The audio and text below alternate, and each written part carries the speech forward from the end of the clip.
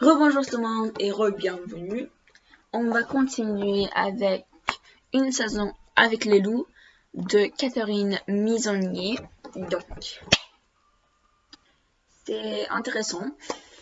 On a encore, je crois, 5 chapitres et on va terminer. Donc, ça c'est très bien. Donc, j'espère que vous aimez l'histoire. Prenez tout ce que vous voulez, de l'eau, quelque chose à manger, qu'est-ce que vous voulez. Si vous faites quelque chose en même temps, j'espère que vous aimez. Et on continue avec chapitre 9. C'est la guerre. 20 hommes au moins, de militaires et des gardes-chasse, et tenus de camouflage, avec des takiwaki, des fusils à lunettes à un fougard pour le tir de nuit contre quelques loups, à chaque jeep rempli de matériel et d'hommes en kaki qui traversent le village. Clément serre les poings. Il a compté 6 véhicules qui montent s'installer tentes et équipements du côté de la chapelle Saint-Sauveur. De là, les gens vont ratisser les forêts. Les loups ne sont pas idiots, se dit Clément. Ils ne monteront pas longtemps à repérer cette armada de vaillisseurs. Ils vont émigrer vers des secteurs plus tranquilles. Mais la louve, même si elle marche mieux maintenant, a-t-elle retrouvé assez de force pour fuir avec les petits? Si les autres adultes sont déjà partis, elle devra les transporter elle-même en pas en travers la montagne, avec des chasseurs ébusqués partout. Elle n'a qu'une solution, se terrer au fond de la tanière sans bouger jusqu'à la fin de la battue. Le comprendra-t-elle? Il faudra au moins que Clément la prévienne pour qu'elle n'ait pas besoin de bouger. Sa dernière visite remonte à 3 jours. Les réserves doivent être bien entamées. Il n'y a pas de temps à perdre. À pied, légèrement chargé, jusqu'à juste les bouteilles vides et la viande, il devrait pouvoir longer le campement de chasseurs sans se faire remarquer. Il s'est inquiété pour rien. Il y a tellement de monde autour des tentes que sa présence passe complètement inaperçue. Sur les voisins du village sont montés voir les quartiers généraux de la chasse de loups. Les grands de l'école, comme Francis et Bruno, sont agglutinés autour des chasseurs et de leurs fabuleux fusils à lunettes. Des journalistes circulent partout avec des micros et des appareils photo, et les membres de France Nature Environnement assaillent les journalistes d'arguments pour la défense du loup. Des représentants de la mairie essayent de les calmer, et des gendarmes tentent de dépêcher les incidents. Ils sont tout bien trop occupés pour prêter attention à Clément. En revanche, la montée vers Malagrette est contrôlée. Une battue, c'est dangereux. La mère ne veut pas courir le risque d'un incident. La mairie. Clément doit faire un long détour autour du réservoir, puis par la forêt pour éviter le barrage des gendarmes. Et après, il doit se cacher des jeeps qui sillonnent le vallon. Il est obligé de se jeter dans la fosse au moins 6 fois avant d'atteindre la vallée du Balvet. À partir de là, il quitte la piste. Il ne devrait plus rencontrer personne. Le plus vite possible, car il a perdu du temps fou, Clément grimpe à flanc de montagne. Le passage d'une nouvelle jeep au contrevent lui tire un sourire. Ce n'est pas avec ce vacarme qu'il attrape le loup. « Qu'est-ce que tu fais là ?» lance une voix autoritaire dans son dos. À 100 mètres de lui, un homme en kaki le tient goissemment en joue au bout de son fusil. Clément ne l'avait ni vu ni entendu. Les jeeps sont peut-être bruyantes, mais une fois à pied, les chasseurs savent se rendre indétectibles. Je me promène, marmonne Clément. La piste interdite à cause de la battue. Comment es-tu monté? Redemande l'homme sans plus de gentillesse. Ce type est capable de lui faire ouvrir son sac, de s'étonner de ce qu'il trouve, de comprendre peut-être ce qu'il est venu faire, et d'en déduire que les loups ne sont pas loin. Mais je ne suis pas monté, dit précipitamment Clément. Je redescends. J'étais en estive avec mon grand-père après. Il y a encore une illustration. Je crois que c'est la louve. Voilà. Barnabé peut-être lui servir de grand-père pour l'occasion. Eh bien, tu redescends en vitesse, intime le chasseur. Ça va devenir dangereux dans le coin. Tu pourrais prendre une balle perdue. Pour être sûr que Clément va lui obéir, l'homme fusil l'accompagne jusqu'à la piste et ne le lâche pour le confier au chauffeur d'un jeep qui retourne vers le village. La loup va devoir faire sans lui. La battue a duré 2 jours et 2 nuits. Au cours de la seconde nuit, au-dessus du tuer, ils ont réussi à tuer le hurlot. Clément n'a pas dormi et quasiment pas mangé depuis le début. Quand à la fin du deuxième jour, on a connu le résultat de la traque, il en tremblait de courage. Il lui a fallu tout son courage pour appeler Serge, un des gardes du parc avec lequel Agnès faisait souvent cette tournée d'observation. Ils ont eu quoi? Un mâle ou une femelle? Un mâle, un jeune, de 3-4 ans. C'était un des malagrettes? Ça, mon ami, je n'en sais rien. Je ne les connais pas pas par nom, leur nom. Au moins ce n'était pas la louve. La fureur de Clément se calme un peu. La louve est maligne. Elle s'est cachée, mais elle n'a sans doute ni bu ni mangé pendant ces 2 jours. Il faut s'occuper d'elle au plus vite. Les chasseurs et leur attira son parti. La piste est libre. Cet après-midi, Clément ferma semblant d'aller à l'école et il filera vers Malagrette. Voilà maintenant 5 jours qu'il n'a pas vu la famille loup. La dernière fois qu'il est monté, juste avant la battue, il y avait déjà beaucoup de mouvements dans le vallon. Après les attaques repérées sur l'orchideur, les éleveurs avaient fait devenir des renforts. La louve paraissait sur ses gardes. Au moindre craquement de branches, elle veut rentrer les petits. Mais au bout du moment de tranquillité, ils repointaient leur nez dehors. Clément ne se laissait pas de les admirer. À chaque visite, ils devenaient plus dégourdis. Leurs pattes s'éloignèrent, leurs museaux s'affinèrent, et leur lutte prenait des allures agressives. La dernière fois, ils paraissaient si insouciants, et ils étaient si drôles, se sautant les uns sur les autres, montrant les crocs comme des grands pour se rouler ensemble dans l'air. La seconde d'après, qu'il avait osé s'approcher un peu plus. Le louveteau le plus téméraire, celui qui terrassait toujours les autres à la lutte, avait venu vers lui, la truffe au sol. Puis il avait levé la tête. Ses yeux d'or s'étaient arrêtés sur lui. Il ne manifestait aucun signe de crainte ni d'agressivité. Irrésistiblement tenté, Clément avait tendu la main vers lui. Le curieux s'était approché, flairé avec un fréquent pincement. « Ami ?» semblait de demander les yeux d'or. Clément retenait son souffle. Leur face-à-face avait duré quelques secondes. Puis, sous un jappement bref de la louve, par ses os alignées au soleil, le louveteau s'était vite replié vers la tanière. La prochaine fois, s'était dit Clément, elle me laisserait peut-être jouer avec eux. Seulement c'était il y a 5 jours avec la battue. Comme d'habitude, Clément laisse son VTT dans les forêts au bord de la piste. Il grimpe aussi vite qu'il peut. Il connaît le chemin par cœur maintenant. Il se hisse sur le gros rocher, et à partir de là, il ralentit l'allure. S'il ne fait aucun bruit, il trouvera peut-être les louveteaux dehors. Clément connaît les plaques de mousse qui amortissaient les bruits des pas, les branches trop basses à éviter. Il a acquis des réflexes d'Indien. Il rejoint son poste d'observation au pied d'un large sapin. Apparemment, les louveteaux ne sont pas sortis. Il s'y attendait un peu. Avec tout le chambard que les chasseurs ont fait, il faut attendre que les occupants de la tanière l'aient bien reconnu. Mais il a beau attendre, personne ne se montre. Au bout d'une heure, il bout d'impatience. Les écuelles sont toujours là. Vides, sont-ils. Les morceaux de viande de la dernière fois, les frais achetés chez le boucher, ont disparu. C'est tout. Clément n'y tient plus. Tant pis pour le risque de faire fuir tout le monde. Il va s'approcher.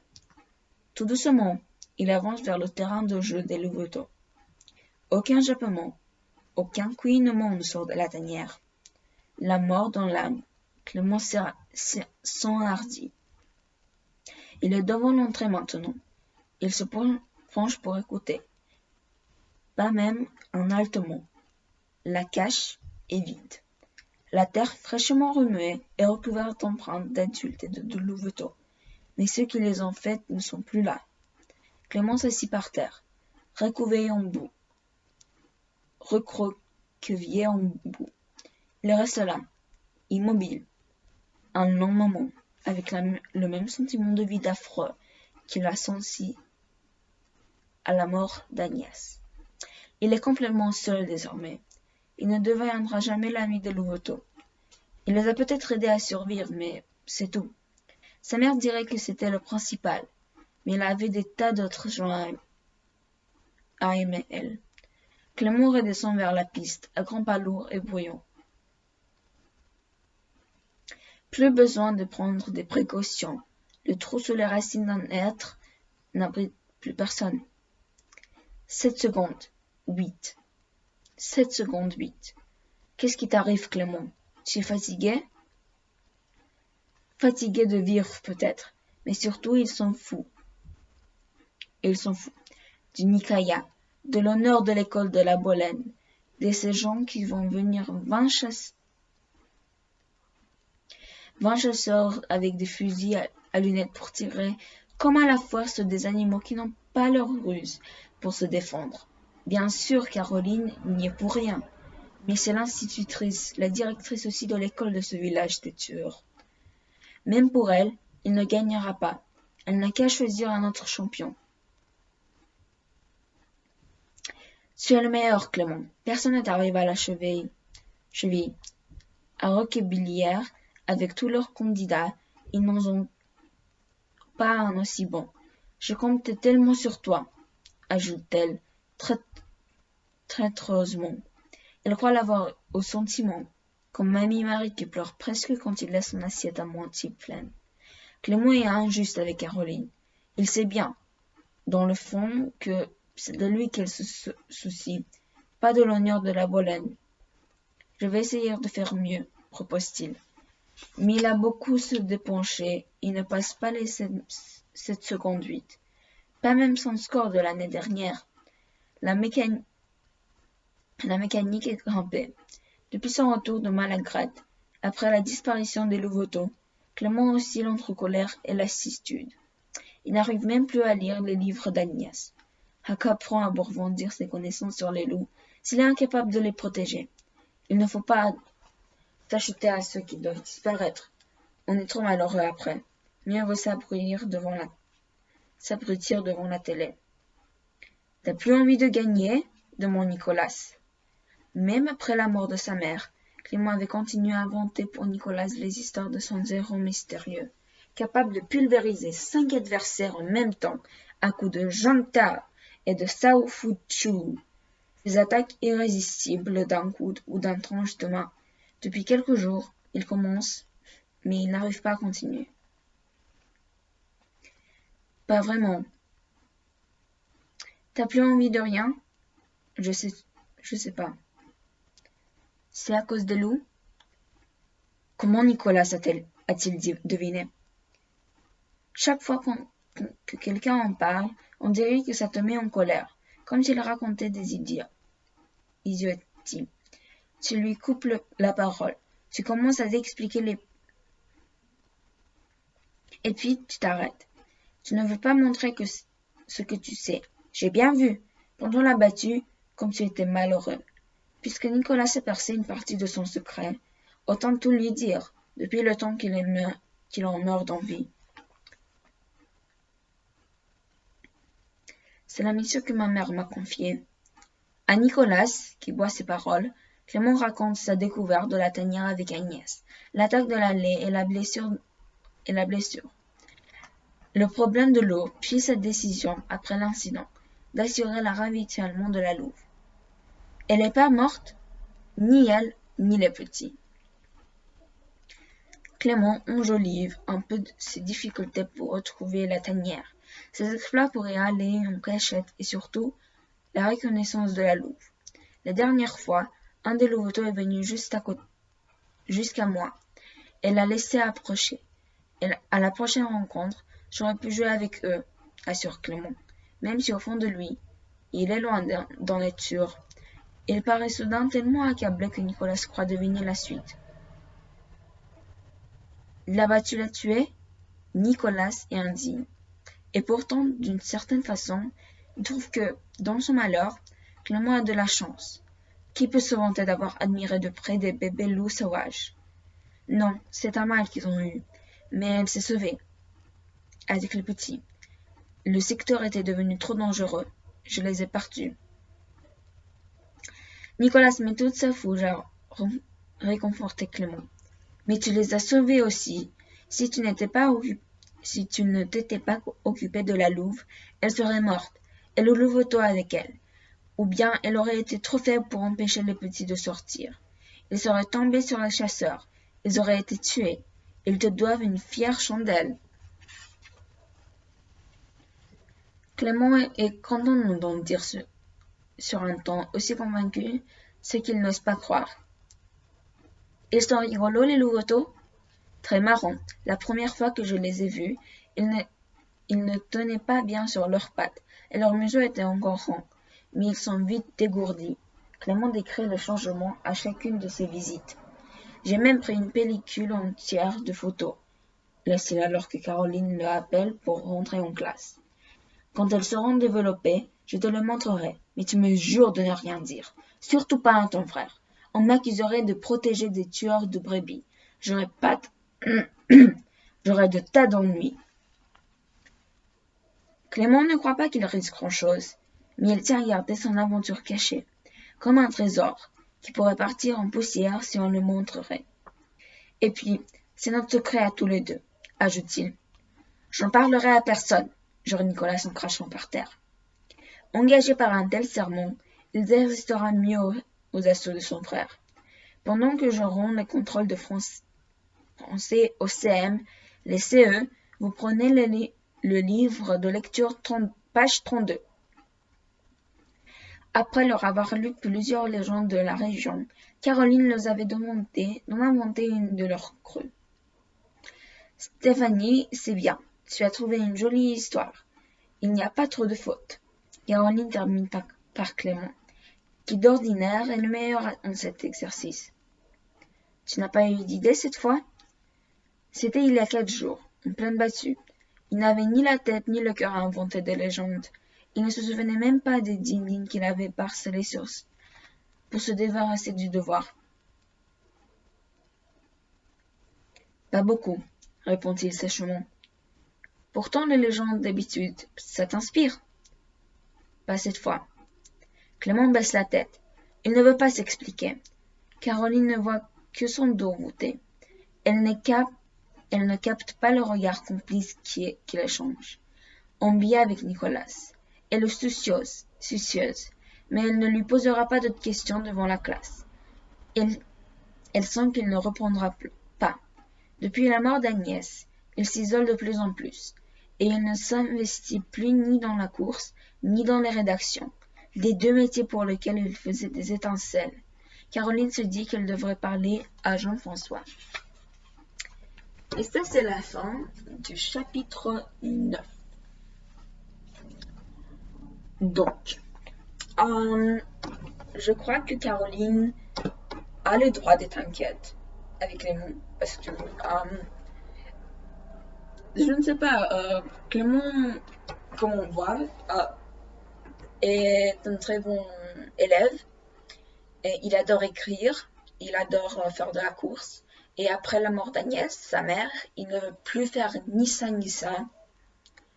Donc, bien sûr, ça va inquiéter. Mais je crois que... comment elle s'appelle encore fois? Caroline, voilà. Devrait parler avec Clément en premier et pas parler avec Jean-François. Parce que si Jean-François va découvrir, il va peut-être découvrir la louve et les louveteaux. Et ça ne va pas être très joli. Donc, j'espère que vous a plu ce chapitre et je vous revois la prochaine fois. Au revoir!